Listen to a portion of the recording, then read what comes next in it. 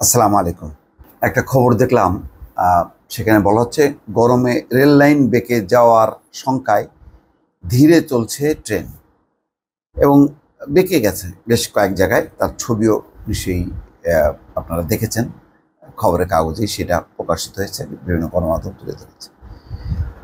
তো প্রশ্ন হচ্ছে যে গরমে রেল লাইন কেন বেঁকে যাবে? গরমে কেন পিচ ঢালা পথ একেবারে বুদবুদ করতে থাকবে বিটুমিনগুলো এবং এবড়ো থেবড়ো হয়ে যাবে?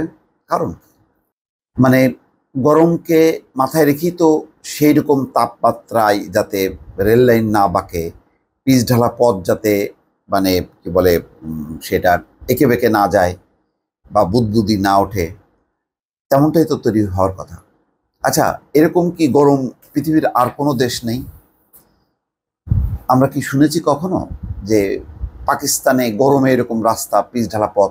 আমাদের চেয়েও তো গরম সেখানে পাকিস্তান বা মধ্যপ্রাচ্যের আরব দেশগুলোতে, যে সেখানে পিচ ঢালা পথ মানে হয়ে যায়, মানে গরমে গলে যায় পিচগুলো বা ভিটামিনগুলো, মানে গলে একেবারে এবড়ো থেবড়ো হয়ে যায়। শুনেছেন? সেখানে কি রেল লাইন নাই? এই যে নতুন যে রেল লাইন করা হলো এই মক্কা থেকে মদিনা পর্যন্ত, সে রেল লাইনগুলো বেঁকে গেছে। শুনেছেন কখনো? গরমে আমাদের থেকেও তো গরমের দেশ আছে, ভারতে নেই? ভারতেও আছে। আমাদের এখানে বলে, আমাদের এখানে বেঁকে যায়, তারপরে পিচগুলো গলে যায়। কারণ হলো এখানে হচ্ছে মূল জায়গায় হচ্ছে যে কত তাপমাত্রা নিতে পারবে এই পিচ ঢালা পথগুলো, রেল লাইনগুলো, সেই হিসাব নিকাশটাই নাই। যত কম ম্যাটেরিয়ালস দিয়ে মানে তৈরি করা যায় সেইভাবে মানে তৈরি হয়, যার কারণে যখনই নাকি একটু চাপ বেশি পড়ে তখন আর ওই রাস্তা ভেঙে যায়, তারপরে আর গরম হলে তখন গলে যায় সব কিছু, রেল লাইনগুলো বেঁকে যায়। এটা সোজা, মানে এটার জন্য খুব রকেট সায়েন্স জানার আপনার দরকার নেই, সহজ হিসাব। এই ব্যর্থতাটা বা এই দুর্বলতাটা খতিয়ে দেখা হয় না। বলা হয় যে গরমের দোষ, গরমের দোষ, সে রেল লাইন বেঁকে যাচ্ছে, গরমের দোষে হচ্ছে পিচ ঢালা পথ হচ্ছে গলে যাচ্ছে বিভিন্ন জায়গায় জায়গায়। এটাই সমস্যা। তার মানে হচ্ছে আপনাকে যখনই নাকি একটু চাপ আসছে, গরম আসছে, তখন আপনি আর নিতে পারছেন না। এভাবেই তৈরি করা হয়, কোনো রকম মিনিমাম মানে ম্যাটেরিয়াল দিয়ে জিনিসগুলো তৈরি হচ্ছে বলে আজকে এই অবস্থা। আমি দেখলাম যে তারপরে দেখেন স্লিপার, এখানে যে রিপোর্টটা বাংলা ট্রিবিউনে দেখছি, স্লিপারগুলো পচে যাচ্ছে। ওরা বলছে যে না, কংক্রিটের যদি স্লিপার হতো তাহলে এরকম হতো না। আচ্ছা, বহুকাল ছোটবেলা থেকে দেখে আসছি যে সব ওই মানে কি বলে কাঠেরই স্লিপার, তো তখন পচতো না, তখন এটা শুনি নাই যে পচতো। এখন আপনি দেখেন যে স্লিপারগুলো পচে যায়, তারপরে নাট বল্টুগুলো খুলে যায়। তাহলে নাট বল্টু খুলে যাচ্ছে কেন? চুরি হচ্ছে। পচে যাচ্ছে কেন স্লিপারগুলো? ওই যে নিম্নমানের কাঠ ব্যবহার করা হচ্ছে, তাই। সহজ হিসাব। এগুলি না দিয়ে তারা নানান রকম যুক্তি পরামর্শগুলো তুলে ধরে, যাতে এই যে চুরি এবং নিম্নমানের ম্যাটেরিয়ালস দিয়ে যে জিনিসপত্রগুলো তৈরি করা হচ্ছে, গুরুত্বপূর্ণ সড়ক, রেল লাইন, সেই জায়গাগুলোকে তারা চাপা দিচ্ছে।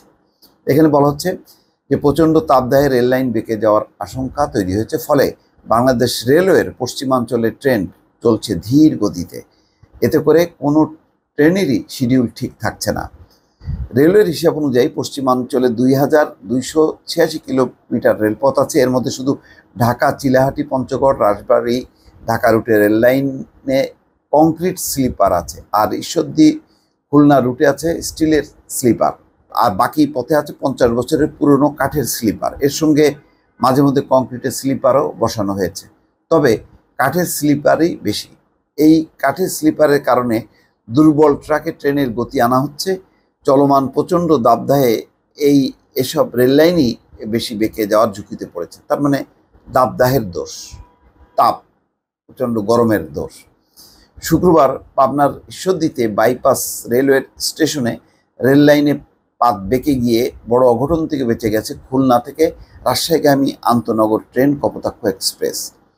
বেঁকে যাওয়া রেল লাইনে থাকা খুলনা থেকে ছেড়ে আসা কপোতাক্ষ এক্সপ্রেস ট্রেনটি থামিয়ে ঈশ্বরদী লোকোশেডের রেল লাইন দিয়ে পেছনে টেনে নেওয়া হয় পরে অপর একটি লাইনের মাধ্যমে রাজশাহীর উদ্দেশ্যে প্রায় 1 ঘন্টা পর ছেড়ে যায়। তো এই হলো পরিস্থিতি, মানে একটা ঝুঁকির মধ্যে ফেলে দিচ্ছে। নিম্নমানের রেল লাইন, তারপরে ওই যে পাতগুলো, এগুলো ব্যবহার করতে করতে এখন সেগুলি আর নিতে পারছে না, কিছুদিন পরেই সেগুলি অচল হয়ে যাচ্ছে।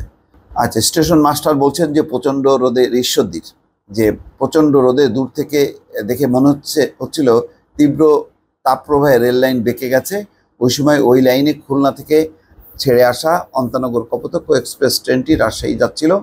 ট্রেনটি একসময় থামানো হয়, পরে অপর একটি লাইনের মাধ্যমে সেটি রাজশাহীর উদ্দেশ্যে ছেড়ে যায়। কাঠের স্লিপারও পচে গেছে। রাজশাহী বাঘার আড়ানি এলাকায় স্থানীয়দের মাধ্যমে জানা গেছে অনেক কাঠের স্লিপারই পচে গেছে। পর্যাপ্ত পাথর না থাকায় ওই স্লিপার নড়বড়ে হয়ে পড়েছে। তাছাড়া নাট বল্টু ও ক্লিপ নড়বড়ে অবস্থায় রয়েছে। মানে পুরা দুরবস্থা। চুরি, লোপাট, নিম্নমানের সামগ্রী ব্যবহার করতে করতে রেলওয়ে একদিকে, অন্যদিকে সড়ক, সবই বেহাল দশা।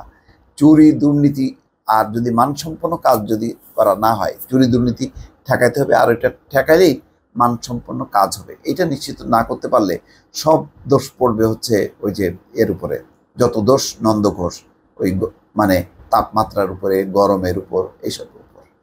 দর্শক ভালো থাকবেন, আল্লাহ হাফেজ।